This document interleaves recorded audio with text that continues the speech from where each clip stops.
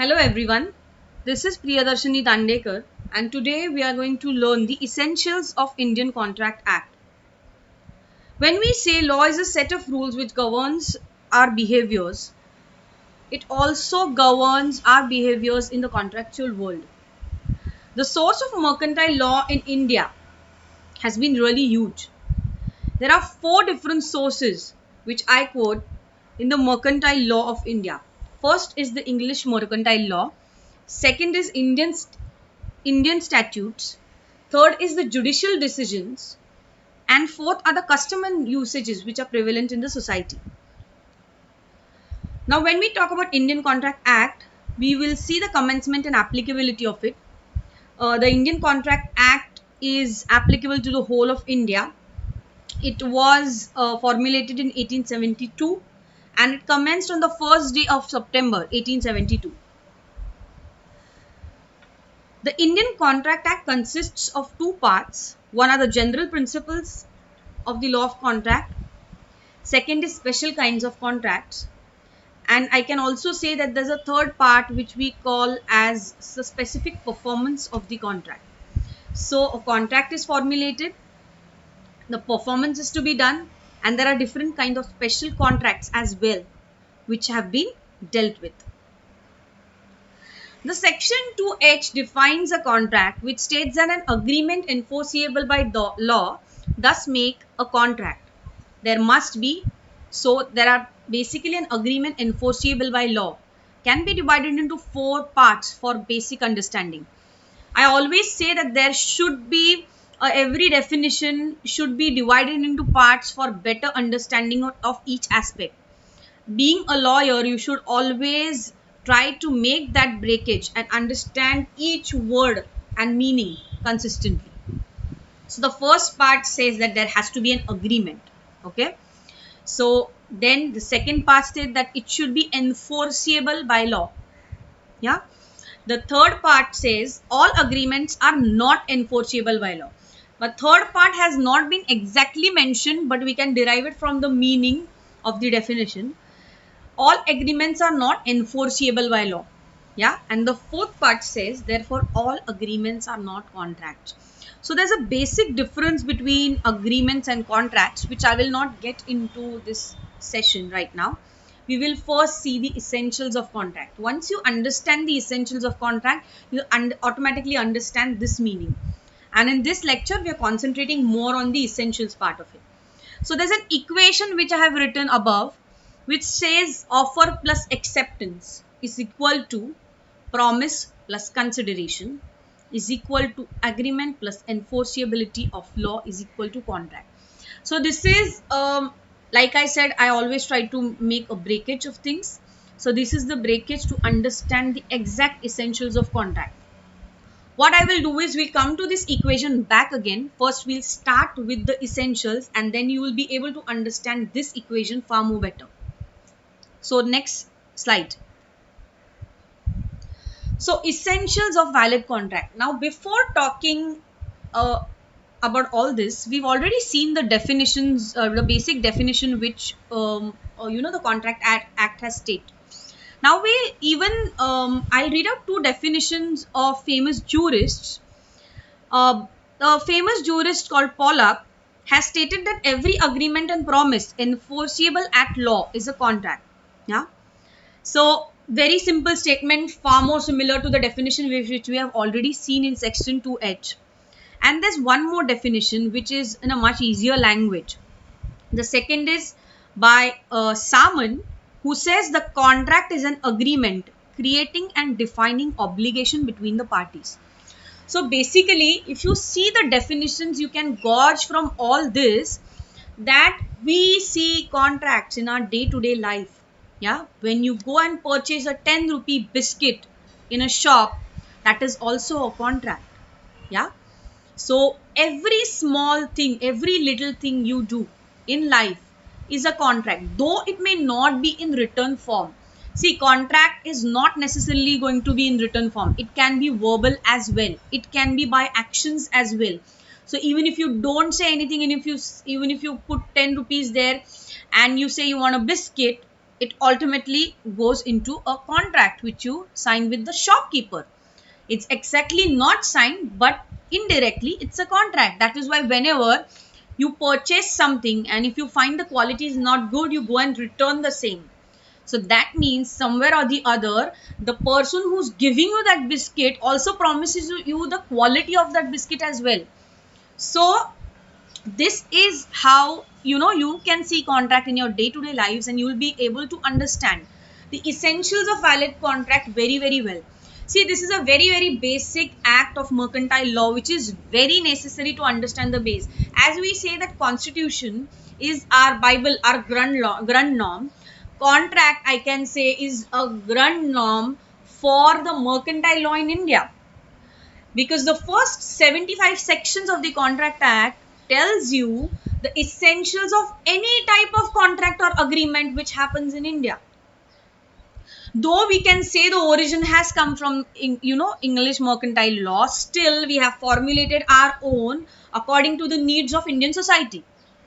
Yeah, so we'll go to the first essential, which says that there has to be an agreement between two parties. Yeah, so as I have mentioned earlier, an agreement can and cannot be enforceable by law, but there has to be an agreement in the parties, between the two parties. Yeah, there cannot be one party that we all agree. There cannot be one party, there has to be two people. Yeah, so one person proposes or makes an offer, the other person accepts that offer. So this two words of offer and acceptance ultimately creates a promise between two people. So if A and B agree to go on a movie, for say example on Sunday, and A does not turn, resulting in loss of B's time, B cannot claim any damages from A, since the agreement to watch a movie is a domestic agreement and does not result in a contract. So in case if there is a social agreement and there is no intention to create a legal relationship, then there is no contract. But if they would have gone to an extent of saying that if this is not done, this will happen, then that would have been led to a contract. Yeah, so there should be not just a offer and acceptance, there has to be an intention to create a legal relationship between the two. Yeah, so social agreements, I purposely gave that example first so that you know that in there whether there was intention to create a legal relationship or no. I know I've mentioned earlier that we have to see our day-to-day examples, but there are exceptions to every law in India. Almost every law in India. I will not say each and everything, but wherever there are exceptions to it. So very very crisp that there should be, the second point is there should be an intention to create a legal relationship. Yeah. So first you make an offer, then the person has to accept that offer. Yeah. So if you, we'll take the same example, if I call up A and say you have to go for that movie on Sunday, and if I keep some crux in between of that, and then later on if I say no, or if I don't come for the movie or don't turn up for a movie, I'll give you 100 rupees. That means you have entered into a contract, and later on if you don't go for the movie, you're mandatorily have to pay that compensation which was decided between the two. So one is a social agreement, and other, if you have agreed for something, then that becomes a contract. Okay, and there should be a clear cut intention. This word intention is sounds very very simple, but it is very very deep. It has a very deep meaning in the Indian law. The intention can be gauged, can also be gauged by the action of the parties. It is not necessarily that that intention is necessarily should be conveyed by verbal words. It can be by actions, it can be by anything. Yeah, so the next point goes as the agreement should be between the parties who are competent to contract. See, competency is something a very I can say a simple concept. Competency means whether you are able to enter into an agreement, whether you are in that situation or no. So we'll see the examples of incompetence so that you'll understand the concept of competent to contract very easily. The first is minor. Yeah, so if you're under 18, as you know, what is the adult age for us? If you are a minor, then you cannot enter into a contract. Yeah, you should be an adult, you should have crossed 18. Yeah, obviously with a minor there's a beneficiary who can enter into a contract till he becomes 18, but a minor on self his name cannot enter into any kind of contract.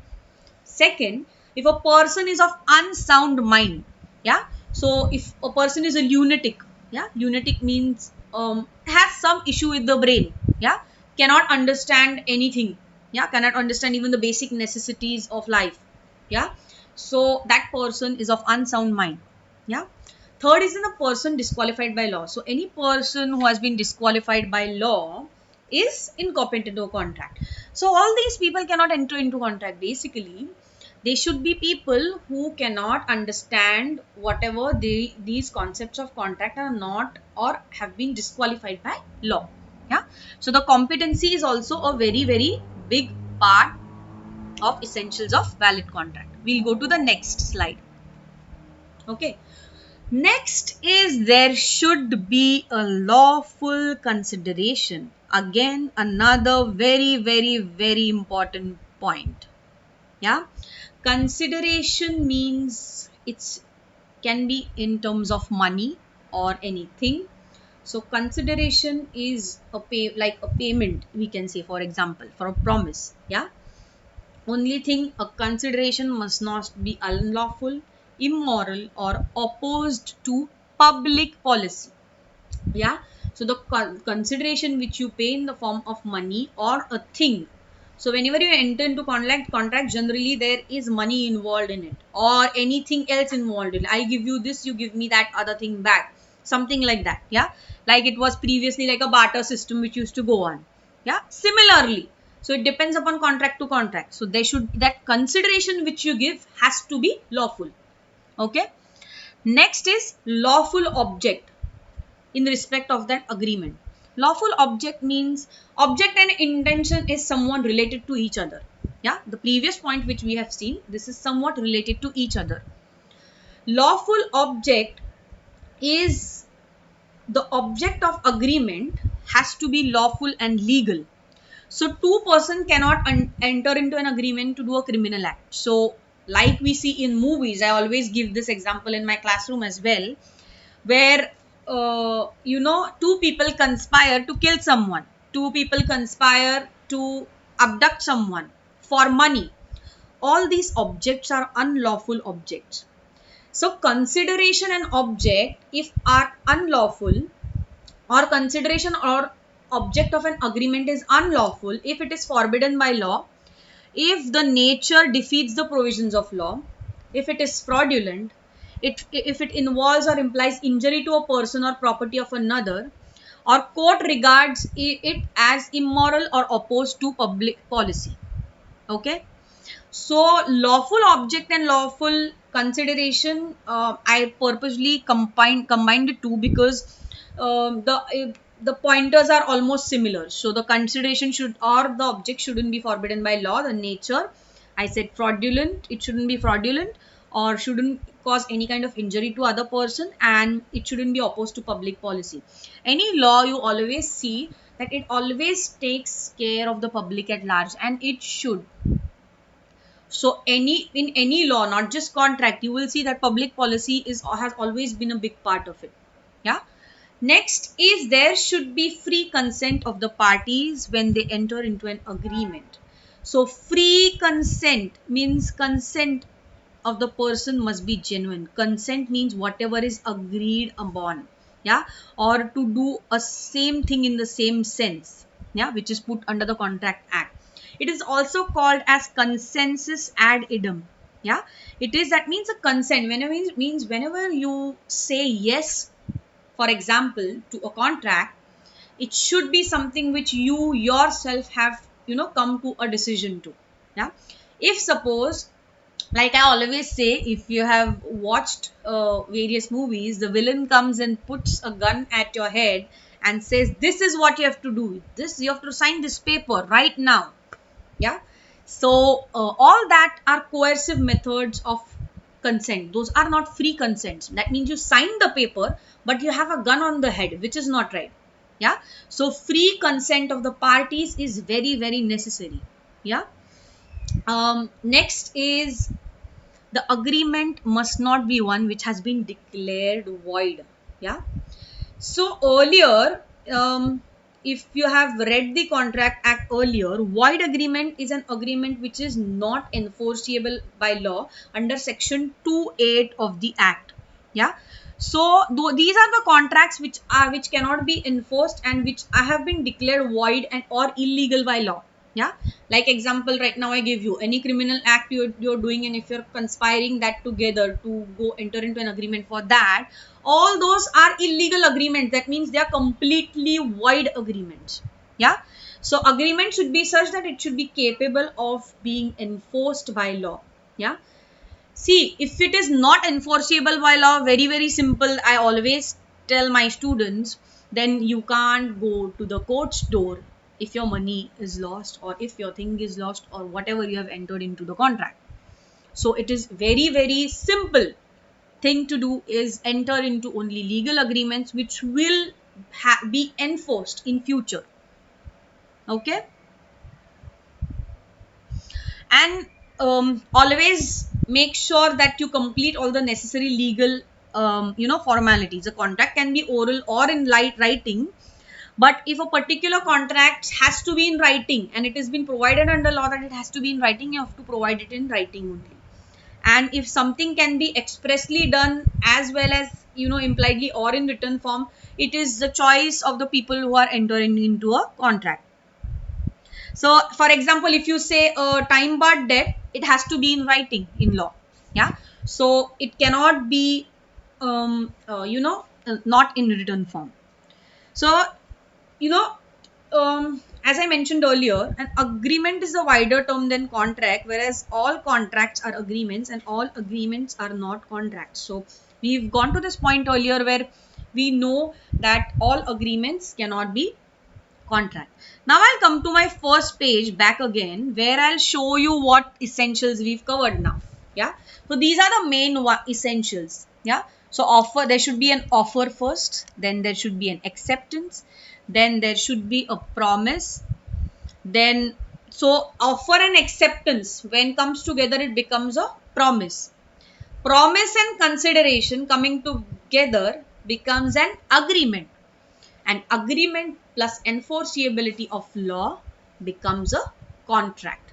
So now you will be able to better understand this equation, to understand these are the main essentials of law. Obviously there is intention, there is other things which I have covered as well, capacity of people to contract, free consent, lawful object. Yeah. And always remember one thing, every contract should have a possibility of performance as well. That means when I talked about enforceable, that means it should be able to be performed as well. So agreement for plus enforceability of law, that means it should be able to be performed and enforced under law, becomes an ultimate contract. Yeah. So thank you for this wonderful session, all of you. I hope you liked my lecture and hope to put such videos on YouTube very, very soon. And thank you so much.